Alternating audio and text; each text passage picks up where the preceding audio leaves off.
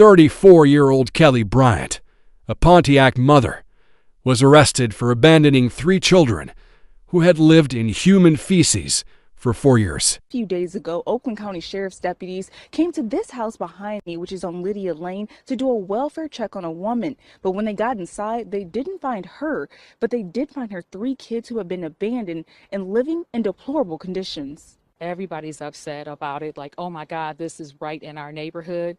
How could something like this happen? Pontiac resident Emma Gross lives a few streets over from the home where the kids were found. The Oakland County Sheriff's Office says the house was covered in piles of trash as high as 4 feet in some rooms. There was even mold and human feces throughout the house. It's pretty heartbreaking that the kids would have to live under those conditions. Sheriff Michael Bouchard tells me a 15-year-old boy and his 2 sisters, ages 12 and 13, hadn't been outside the home in years and were surviving off of weekly drop-offs of prepared food. It kind of reminds me of the commercials you see where animals are living in very deplorable conditions. Well, kind of take that times 10, and that's what the kids were living in for years. The boy told deputies that his mother abandoned them back in either 2020 or 2021. Deputies were recently called because the landlord of the home asked for them to do a welfare check. The landlord said he hadn't seen her for some time, and I think, as our detectives mentioned, that hadn't paid her rent going back to October. The kid's mother was arrested on Friday, and